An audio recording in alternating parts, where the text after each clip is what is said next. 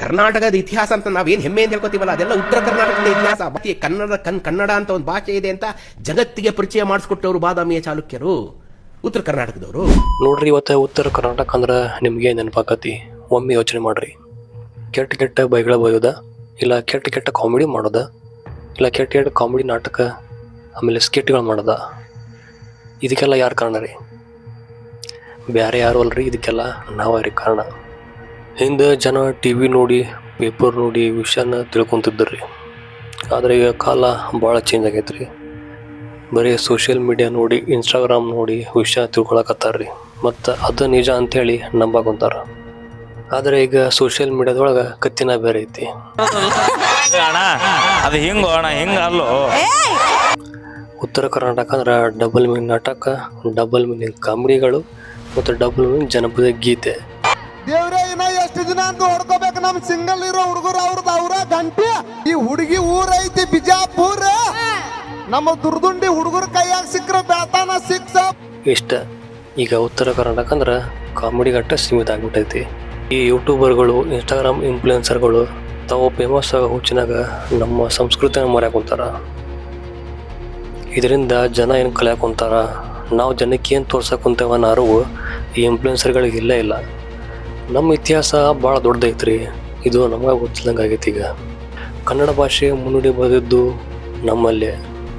ನಿಜವಾದ ಕರ್ನಾಟಕ ಯಾವುದಂದ್ರೆ ನಮ್ಮ ಉತ್ತರ ಕರ್ನಾಟಕನ. ನೋಡ್ರಿ, ಇಡೀ ಭಾರತದೊಳಗೆ ಅತ್ಯಂತ ಶ್ರೀಮಂತವಾದ ರಾಜಮನೆತನ ಯಾವುದಾದ್ರು ಇತ್ತಂದ್ರೆ ಅದು ನಮ್ಮ ವಿಜಯನಗರ ಸಾಮ್ರಾಜ್ಯ, ಉತ್ತರ ಕರ್ನಾಟಕದ.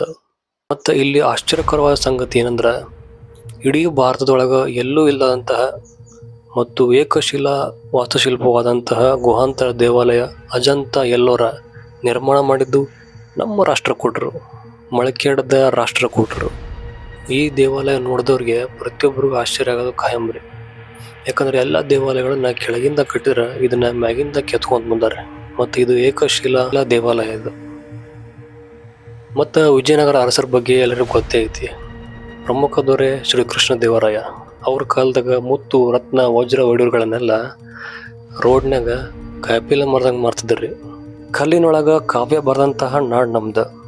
ಇಡೀ ಪ್ರಪಂಚಕ್ಕೆ ದೇವಸ್ಥಾನ ಹೆಂಗೆ ಕಟ್ಟಬೇಕು ಅನ್ನೊಂದು ಹೇಳಿಕೊಟ್ಟಿದ್ದ ನಮ್ಮ ಬಾದಾಮಿ, ಐಹೊಳೆ ಪಟ್ಟದ ಕಲ್ಲಿನ ಚಾಲುಕ್ಯರು. ಬರೀ ಕಲ್ಲು ಮಣ್ಣು ಅಷ್ಟೇ ಅಲ್ದನ ಬದುಕು ಹೆಂಗೆ ಸಾಗಿಸ್ಬೇಕು, ಜೀವನ ಹೆಂಗೆ ಮಾಡಬೇಕು ಅಂತ ವಚನದ ಮೂಲಕ ಹೇಳಿಕೊಟ್ಟವರು ನಮ್ಮ ಬಸವಣ್ಣವರು, ಅಕ್ಕ ಮಹಾದೇವಿಯವರು ಮತ್ತು ಸರ್ವಜ್ಞರಿಗೆ. ಹಾಡಿನ ಮೂಲಕ ಹೇಳಿಕೊಟ್ಟರು ಶಿಸ್ನಾಳ್ ಅಜ್ಜರು, ಪಂಚಾಕ್ಷರಿ ಅಜ್ಜರು. ಕೀರ್ತನೆ ಮೂಲಕ ಹೇಳಿಕೊಟ್ಟರು ಕನಕದಾಸರು. ಪ್ರವಚನ ಮೂಲಕ ಹೇಳಿಕೊಟ್ಟರು ಸಿದ್ಧಾರೂಢ ಅಜ್ಜರು, ಹಾನಗಲ್ ಅಜ್ಜರು ಮತ್ತು ಅನೇಕ ದಾರ್ಶನಿಕರು ಹುಟ್ಟಿದಂತಹ ನಾಡು ನಮ್ಮದು.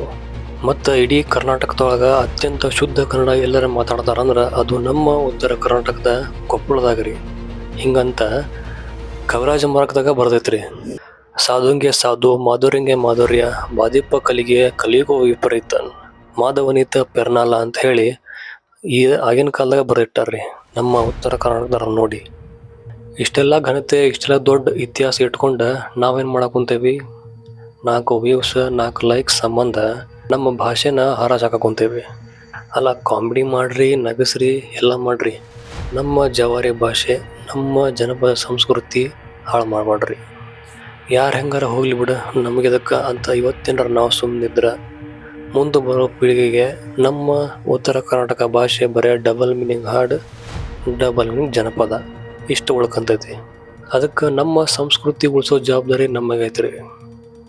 ಒಳ್ಳೆ ಕಂಟೆಂಟ್ ಕ್ರಿಯೇಟ್ ಮಾಡೋರನ್ನ ಬೆಳೆಸ್ರಿ, ಕೆಟ್ಟದ್ದು ಮಾಡೋರನ್ನ ದೂರ ಇಡ್ರಿ. ಇಡೀ ಜಗತ್ತಿಗೆ ನಮ್ಮ ಭಾಷೆ ಹೆಮ್ಮೆ ಗೊತ್ತಾಗೋ ಥರ ಬೆಳೆಯನ್ರಿ. ಇಡೀ ಜಗತ್ತಿಗೆ ನಮ್ಮ ಭಾಷೆ ಹಿರಿಮೆ ಗೊತ್ತಾಗ್ಬೇಕು. ಈ ವಿಡಿಯೋನ ಪ್ರತಿಯೊಬ್ಬ ನಿಮ್ಮ ಉತ್ತರ ಕರ್ನಾಟಕ ದೋಸ್ತರಿಗೆ ಶೇರ್ ಮಾಡಿರಿ. ನಮಸ್ಕಾರ.